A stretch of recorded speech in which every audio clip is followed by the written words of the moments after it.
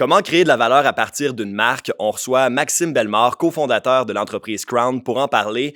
Bienvenue à Garde le change.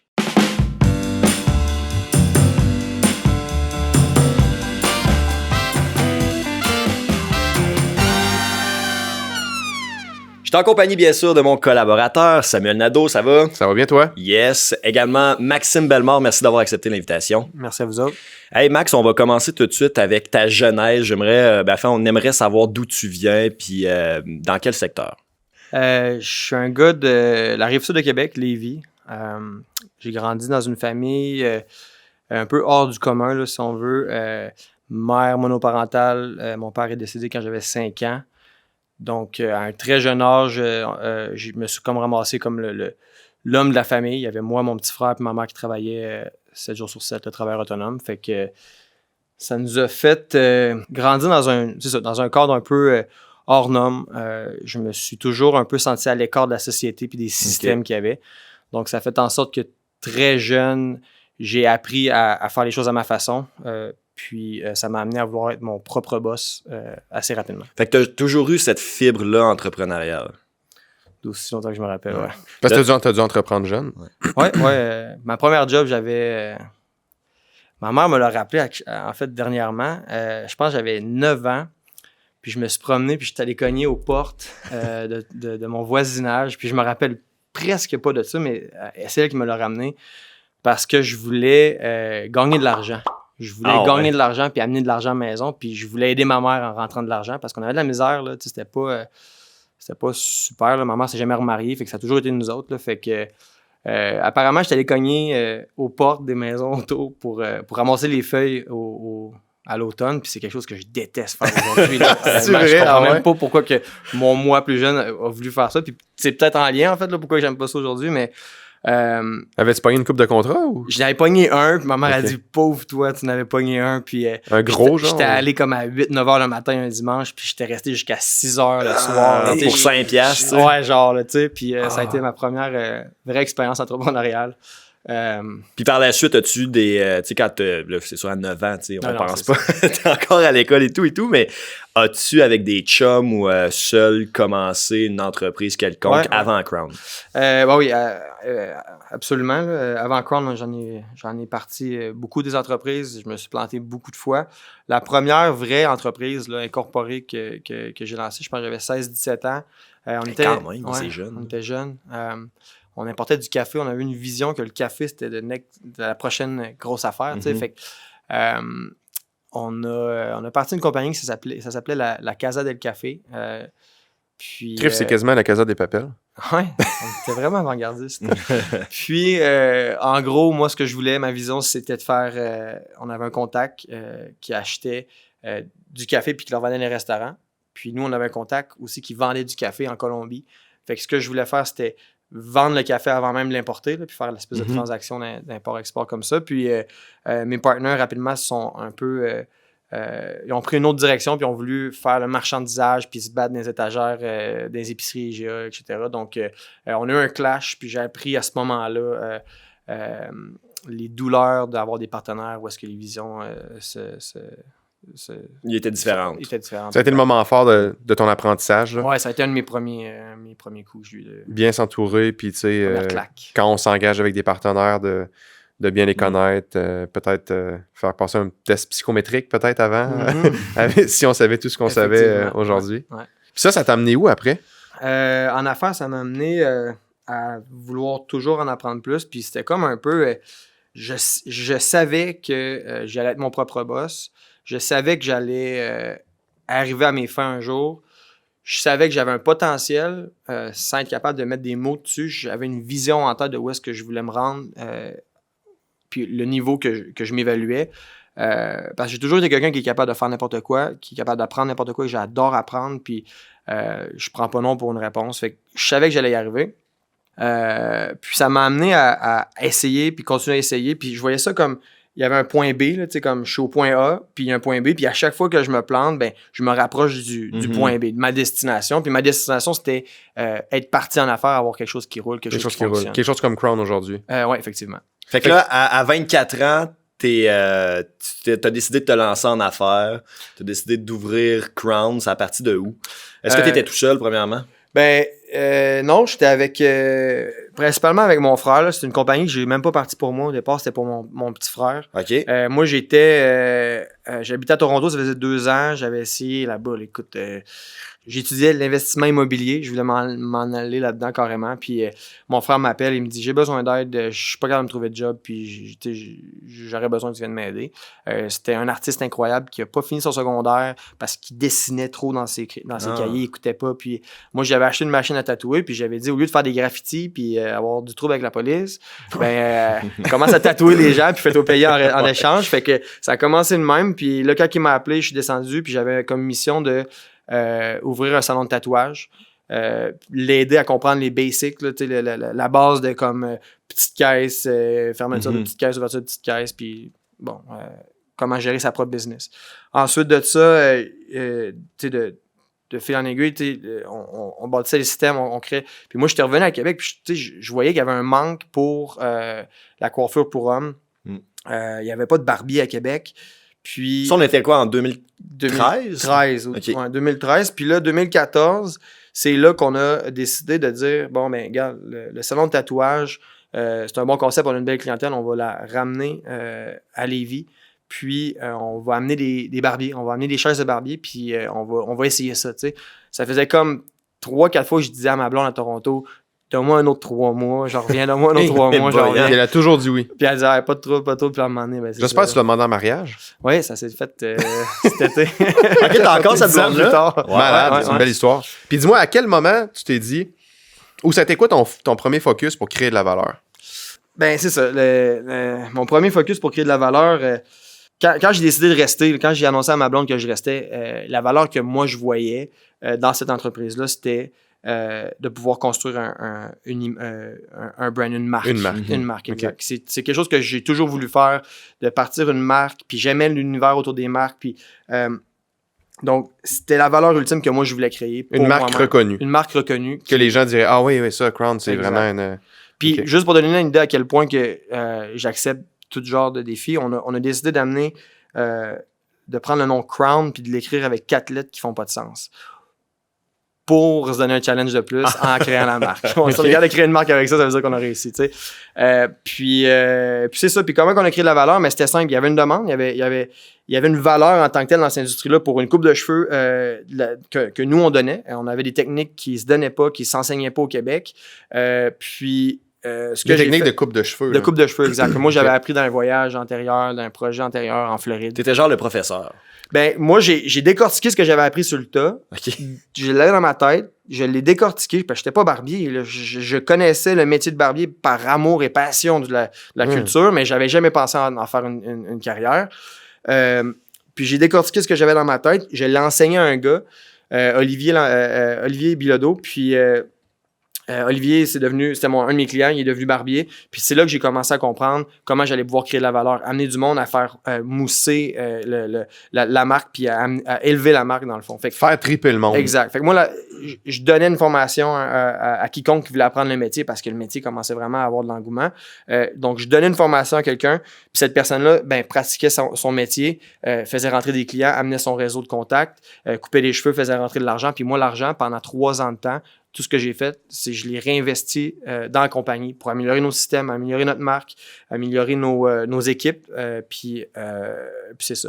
Puis à travers les années, on a maintenu ce concept-là de créer, comment on crée de la valeur, comment on continue à faire grandir la marque en offrant des formations. On offre la meilleure formation au Québec. On est rendu avec 50 barbiers. On en a formé plus de 60. On a 9 succursales. C'est ça. Est-ce qu'au départ, une façon pour toi de faire de la valeur, c'était aussi de t'établir dans plusieurs secteurs dans Québec, sur la Rive-Nord, sur la Rive-Sud? Exact. Pour monter une marque qui allait être respectable, il fallait la monter au Québec. Moi, je voulais prendre d'assaut le Québec. C'était vraiment la mission. Puis aujourd'hui, on a beaucoup de compétition, puis il faut se réinventer. Il faut continuer à trouver des façons de garder la marque comme au-dessus du reste, si on veut se garder une position. Puis, mais je veux glisser une question. Vous avez monté la marque Crown, puis moi, je vous ai vu dès le départ, parce qu'il faut dire, on se connaît depuis quand même un bout. J'ai vu Crown dès ses débuts, puis vous avez toujours accordé une attention particulière au traitement d'image que vous utilisiez sur les médias sociaux, l'image que vous prochetiez, qui était très très sharp, très soutenue, très constante. Puis je pense que c'est ce qui fait que Crown avait l'air de quelque chose qui se tenait. Là. Ça avait l'air d'une entité solide. Là, puis Crown, ça résonnait. Puis aujourd'hui, je peux dire que de ce que j'observe, Crown, le nom KRWN, a de la valeur parce que vous avez créé un produit qui est un gin, qui est en montée fulgurante à la SAC. Là. Puis vous avez juste utilisé votre nom. Oui, effectivement. Ça a été une espèce de coup marketing, dans le fond, qu'on a fait. On voulait trouver une façon de faire rentrer des clients, puis de continuer à faire parler de nous dans la pandémie, dans le COVID. On était fermés, on a souffert énormément. Clair, c'est ça, on a souffert énormément. Donc, le concept, c'était juste, on va lancer un produit, on va essayer de rentrer à SAC. Puis le produit était vraiment fort, là, il était vraiment bon. Là. Donc, on savait que ça allait générer de l'attention, puis faire rentrer des clients. Mais automatiquement, dès qu'on a lancé la première production avec la chaufferie, écoute, la SAC a passé le distilleur, oui, à Granby. La SAC a passé une première commande de 200 caisses. C'était assez incroyable. Là, fait qu'on a fait wow, OK. Vraiment? Puis, depuis ce temps-là, on a comme 4-5 repeats de commandes qui est arrivé. Puis ça fait quelques mois seulement. Là. Fait qu'on est un des gins les plus en demande en ce moment. Là. Fait que c'est comme wow. Fait que ça, c'est dû, oui, au produit, etc., mais à la marque, la force du brand. On a une attraction, puis automatiquement, quand on lance une marque, puis qu'on est déjà, pas une marque, mais un produit, puis qu'on est déjà connu, que la marque est déjà connue, mais c'est exponentiel, là, ça va tout seul, on n'a rien fait, on n'a pas mis une scène en marketing. Et puis tu sais, vois-tu, David, ce que je remarque là, de ce qu'il me dit, c'est que il a parti un gin, il y a eu une première commande de la SAC, sans même qu'il déguste. Tout à fait. Juste, peut-être on peut penser que la marque était tellement forte que la SAC a voulu s'associer à un produit comme ça. Puis tu dis en plus, sans marketing, sans publiciser ton produit, est-ce que ça s'est fait par soi-même, par les réseaux sociaux? Écoute, j'étais en Grèce pendant 6 semaines, la journée qu'on a lancé le gin au Québec. On n'a rien fait. C'est un gars à ses affaires. C'est ça. C'est un gars à ses affaires, là. On n'a rien fait. Ça tourne en or. Je te le dis. Ou en alcool. J'étais à 7 heures de décalage horaire. La seule chose qu'on a faite, en réalité, c'est... On a été un peu baveux, là. On est Crown. On est authentique. On fait les choses à nos façons. Puis là, on a décidé de dire que chacun des clients qui se présentaient avec une facture de la SAC, avec notre Gin Crown, on leur donnait une coupe de cheveux gratuite. Parce qu'on a essayé de faire du marketing, mais la SAC, on ne l'a pas évalué, mais c'est un... Ça a-tu bien marché, ça? C'est incroyable. C'est vrai, vous avez donné full de coups. Incroyable. Ah ouais. Compensiez-vous ça au barbier? On a toujours en moyenne à peu près 8 à 12% de nouveaux clients dans les succursales. Les chiffres sont peut-être à revoir à cause de la COVID, là, mais ça a toujours été ça généralement. 8 à 12% à chaque mois de nouvelles clientèles. Puis honnêtement, là, je pourrais évaluer le pourcentage de nouveaux clients quand on a lancé cette promo-là à 40% de nouveaux clients dans nos succursales. C'était incroyable. C'était juste du nouveau monde. C'était débile. Wow. Ouais, c'est hot, ça. C'est hot. Parce que, tu sais, il y a aussi une affaire que je remarque dans les entreprises, c'est que souvent, il y a du marketing constant, il y a beaucoup d'argent qui est mis en publicité, mais la publicité est enlignée vers le produit, pas comme enlignée vers la marque ou l'expérience. Ce qui fait que tu es toujours en train de payer. Puis là, vois-tu, du côté de ce que Max a fait en mettant son focus sur la marque, sur le Crown, c'est que le marketing se fait un peu tout seul. Tu sais, quand tu es rendu que tu lances un produit, puis que les gens viennent après ça chez vous, c'est parce que ton nom est fort, ton nom résonne. Les possibilités par la suite sont multipliées. Là, là tu sors l'alcool, mais après ça, tu peux sortir ce que tu veux. Exactement, Ouais, c'est vraiment hot. Puis selon toi, comment ça va évoluer, ce produit-là, le gin? C'est quelque chose dans lequel tu vas mettre beaucoup d'énergie puis faire monter ça? Je sais pas si j'ai le droit de le dire, mais je vais vous le donner en exclusivité si j'ai pas le droit. Mais la première annonce officielle, ça va être fait ici. Yeah! Mais on vient de signer avec une agence, un agent de marque, un des gros au Québec, c'est l'agence Onologue dans le fond, mais en anglais, je pense qu'on va dire Inno. Donc, c'est l'agence Inno qui est basée à Montréal, puis qui vend, je crois, au-dessus de 150 marques. Là. C'est un des gros joueurs au Québec, donc ils viennent de prendre l'exclusivité de notre produit. On a signé un contrat Dans le fond, ils vont essayer de propulser la marque. Ils vont dans le fond, eux autres, c'est des importateurs. Ils vont changer notre game. C'est ça, ils importaient des marques, mettons, de l'Europe, puis tu sais, mettons, de Jameson, puis mettons, ils le distribuent au Québec, par exemple. C'est l'entremetteur entre le producteur ailleurs vers la SAC. Voilà. C'est lui qui va l'importer à la SAC, dans le fond. C'est ça. C'est lui qui va le représenter à la SAC. Nous, on est un de leurs premiers spiritueux, puis le premier produit québécois qu'ils vont représenter. Puis, tu sais, on n'a pas d'hystérique, on n'a rien. Fait que vraiment, là, encore une fois, la force du brand. Le fait qu'une grosse agence comme ça nous a approchés et a accepté et est tellement excité de travailler avec nous, ça représente bien le pouvoir d'une marque. Là. Est-ce que tu penses que, mettons, Crown va peut-être devenir plus reconnu pour, mettons, le spiritueux que pour la coiffure? Est-ce que c'est quelque chose qui te stresse ou qui te... quoi qu'il n'y a rien à se stresser, là, mais... Non, ça me stresse pas parce que le spiritueux puis tout ce qu'on fait tourne autour de la chaise du barbier. Ouais, c'est ça. Puis on va toujours être des barbiers à la base. On a une gamme de produits pour hommes complète. On est en distribution jusqu'au Chili en ce moment. Là, tout le Canada, États-Unis, puis Chili, on a 200 comptes d'ouverts avec des gros distributeurs, puis des gros distributeurs, des bons distributeurs. Puis le message qu'on répète tout le temps, tous les jours, je suis au téléphone, je répète la même affaire à peu importe qui je vais parler, c'est pourquoi Crown? Les produits, parce qu'on est des barbiers, on comprend votre réalité, puis c'est une marque faite par des barbiers. Donc, par des barbiers pour des barbiers. Ça va toujours rester, ça va toujours être la base de qui qu'on est, on est authentique, on va rester authentique, puis ce qu'un barbier et son univers peut créer, on va le créer, puis on va l'amener de là-bas. En fond, c'est un peu l'univers là, de l'essence de Crown, c'est un peu le bad boy, ce qui tourne autour de la chaise de barbier.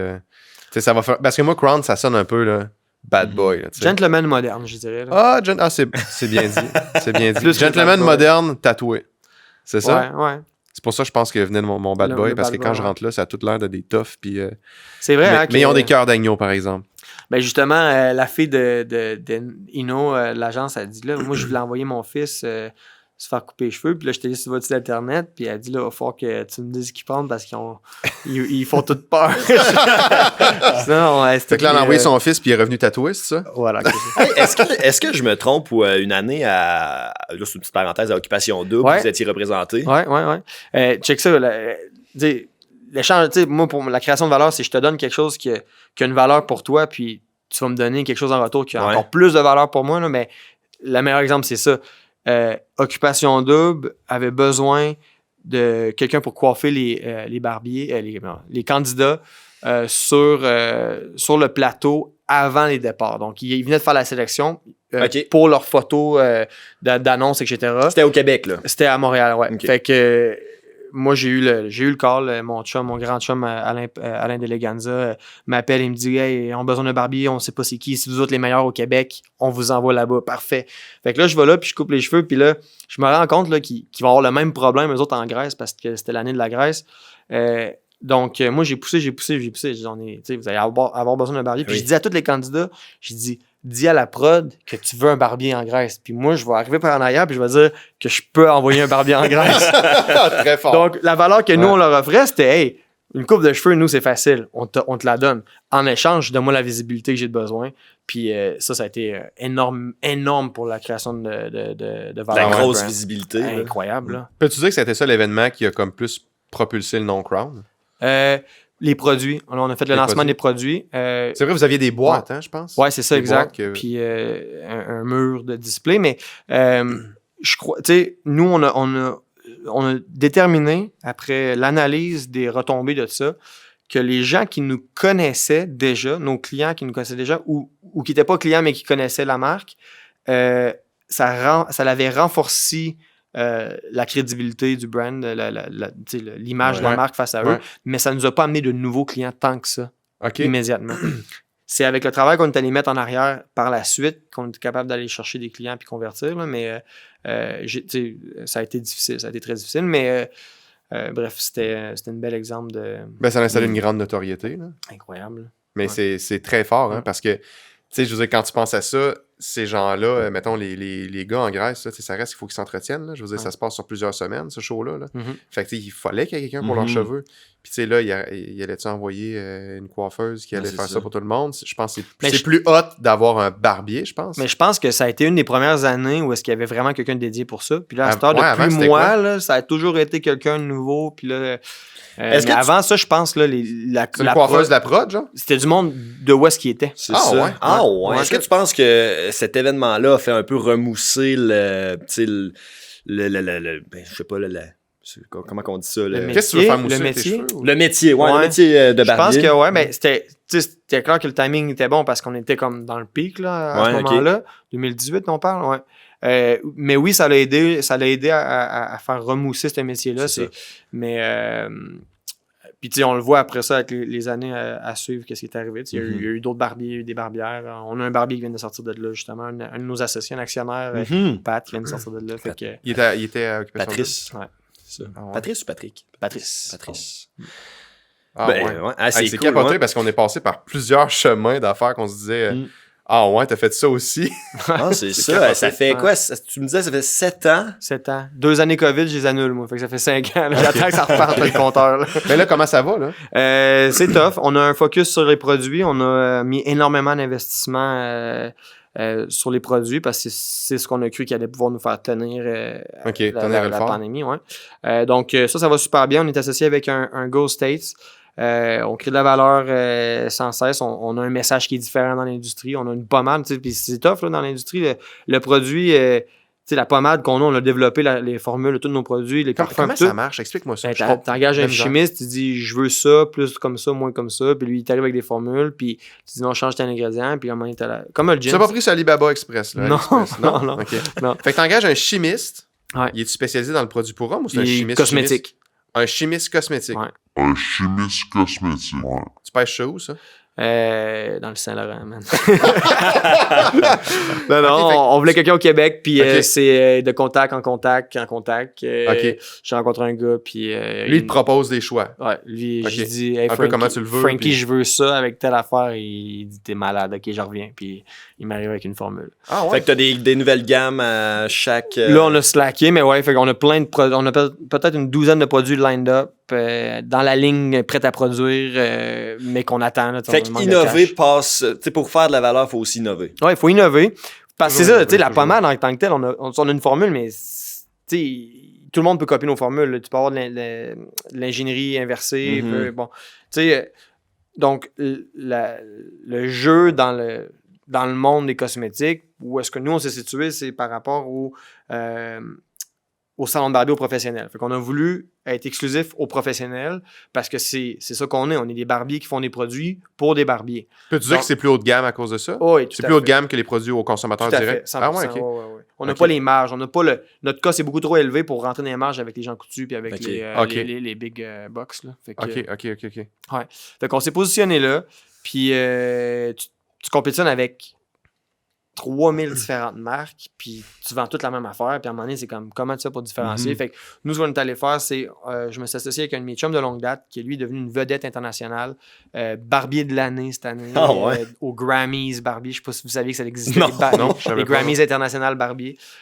Donc lui, c'est le barbier de l'année, c'est le barbier de vedette, Will Smith, LeBron James, toutes les grandes vedettes américaines. Il coupe les cheveux à LeBron James. Ouais. Puis t'es associé à lui. Ouais, lui est actionnaire de la division US qu'on a partie. Puis ce qu'on offre, c'est hey, on te donne une visibilité. Tu es un barbier, tu es un salon de barbier dans le fin fond du Texas, à El Paso. Tu as de la misère parce que tu veux te développer dans cette industrie-là. Ben nous, on est Crown. Nous, ensemble, on grandit. Notre slogan en anglais, c'est Together We Rise. Associe-toi avec nous, viens avec nous, achète de nos produits, représente-nous. Puis on va te donner une visibilité. Puis tu sais qu'on est capable de le faire parce qu'on a Bory qui nous back, tu sais. Ah oui. Fait que là, faut dire, le barbier de Miami s'appelle El Bory. El Bory, c'est ça, exact. Le superstar de barbier. Louis Rivera. Mais donc, on offre quelque chose de différent. C'est là qu'on réussit à créer de la valeur. On vient d'ouvrir des gros comptes de distribution à Manhattan, à New York. On a des gros deals sur la table. Fait que ça nous permet une petite marque qui est sorti de nulle part à Rive-Sud de Québec, c'est de pouvoir continuer à pousser. Puis tout ça, c'est un travail en chaîne de comme, 3 ans sans salaire, à pousser à réinvestir dans le brand en croyant qu'un jour les 4 lettres allaient faire un sens pour du monde, puis de continuer à pousser ça. C'est malade. Merci beaucoup, Max Bellemare, de nous avoir donné de ton temps. Merci à toi aussi, Sam Nadeau. À la maison, j'espère que vous avez apprécié. On se dit à la prochaine pour un autre épisode de Garde le change. Ciao!